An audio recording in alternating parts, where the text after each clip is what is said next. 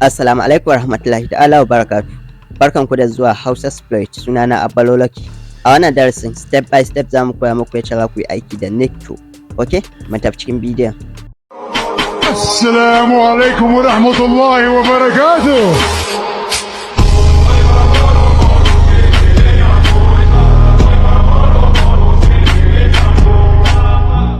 Alright, so abin da nake so ku fahimta shine wannan bidiyon muna koyar da su ne don ilmantarwa ba wai don ku je ku cutar da wasu ba.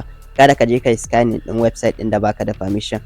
So ko mu ma nan mun haɗa website din mu ne muna running din shi a cikin localhost. So anan za mu shiga mi testing da komai da komai. To kada ka je ka yi scanning din wani website wanda baka da permission akai ko wanda ba a baka damar yi ba haka da sauransu. Alright, so mecece Nikto? Nikto web application scanner ce. So wannan Nikto din za ta baka damar da za ka yi scanning din kowane irin website ko server, ka gano vulnerabilities, ka gano files, ka gano applications din da suke running a cikin server din wanda ba a yi updating din su ba. Kun fahimta, za ta baka damar da za ka samu vulnerabilities haka kamar rauni, kamar weakness, kun fahimta, da dai sauransu. Okay, so abin da ya kamata ku fara bude terminal ɗinku. Okay, so bari mu zoom in. Idan kana aiki da Termux za ka ce pkg install, sai ka ce Nikto, sai ka danna enter. Okay, so idan kuma kana aiki da Linux, ko wace irin Linux ce, idan Debian ce kai kamar irin su Kali Linux, Ubuntu da dai sauransu haka, za ka ce sudo apt install, sai ka sa Nikto, sai ka danna enter. Dare za ta yi maka install din shi. Okay, so idan ba ta yi maka install din ta ba, za ka ce sudo snap install Nikto, sai ka danna enter. So dare za ta yi maka install din ta. Alright, so bari mu koya muku yadda za ku yi scanning din website haka da sauransu. Alright, so ni ina da website ina da nake running a cikin localhost, so shi zan yi scanning. Bari in kunna Apache web server dina. Zan ce sudo systemctl, sai in ce start apache 2, sai in danna enter. So dare za ta kunna ta. Idan kana so kaga idan ta kunnu, aka ce status. Okay, ko status yacce ka kira shi, so dare zai kunna. Alright, so yanzu sai in running din MySQL, gashi nan MySQL, sai in kunna, sai mu diba mu gashin ta kunnu koko, sai ka danna enter. So zaka ta gwada maka cewa gashi nan active running, kun fahimta. Alright, so bari mu sa C. So yanzu bari in bude Firefox, sai mu je cikin localhost din mu. Bari mu ku zoom in yace za ku gani. Zan iya cewa 127.0.1/dbwa. kai ba sai kai wannan ba, kai kawai website din da kake so ka yi scanning zaka saka a wajen. Alright, so ni wannan na testing ne kawai, zaka ko connecting da internet ma ban yi ba, kun fahimta, saboda yana running ne a cikin localhost. So idan tools yana running a cikin localhost, zaka iya hacking da haka ba sai da kai connecting da internet ba haka, kun fahimta. In misali website ɗinka yana running a localhost, tool ɗin zai yi aiki direct. Okay, so zaka ce Nikto, sai ka sa target website ɗinka. So ni ga target website ɗina nan, so kai za ka yi copy ɗin domain ɗin website ɗin da kake so kai testing, sai ka sa shi. Okay, so kafin nan za mu ce -h tana matsayin host, kun fahimta. So za ka iya cewa Nikto, sai ka ce -help, sai ka danna enter. So za ka ga help menu ɗin da ke akwai. Bari mu running. Za ka ga duk wasu taimako da Nikto za ta baka yace za ka yi aiki da ita haka da sauransu.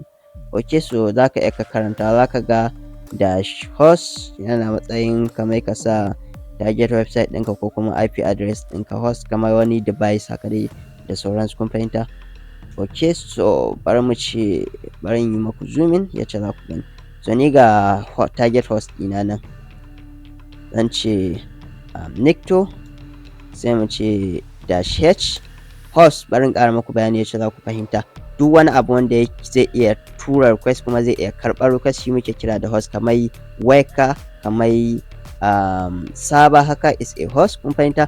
So duk wasu devices haka, kun fahimta, ko kuma wani kamar website haka za ku ga ana aje shi ne a cikin server.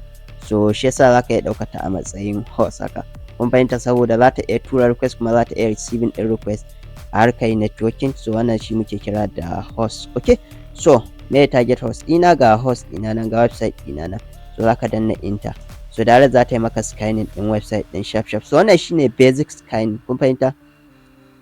So gashi nan zaku ga tana gano directories. Directories sune kamar files, kamar folder haka da sauransu. Kun ga yanzu wannan folder ce ta gano, shi muke kira da directory. Kun gani gashi nan ta gano wannan folder ɗin. So file shi kanshi directory ne, kun fahimta.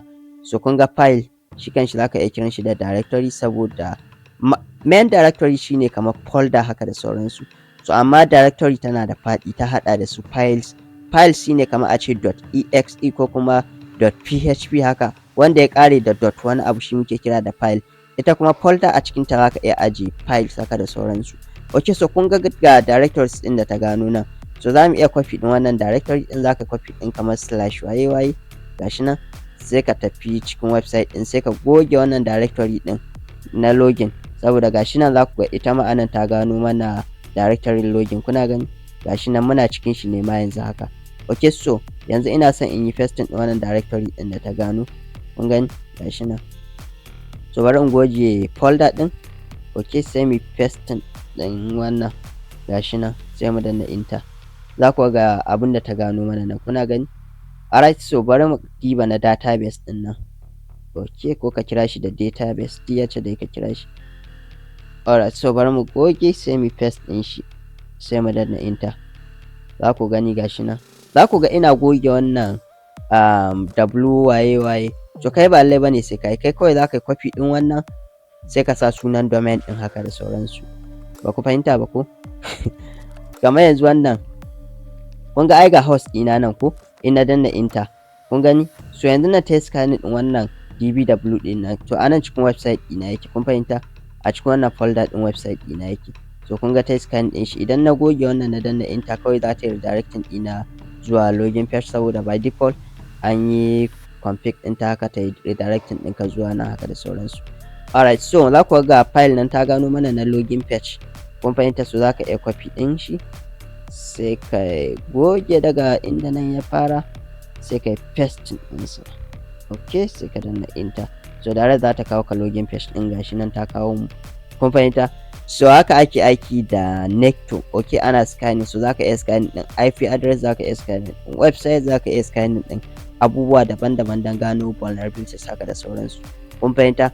So amma ka sani wannan abubuwan muna koyar da su dan ilmantarwa, kada ka je ka yi scanning ɗin wani website wanda baka da permission.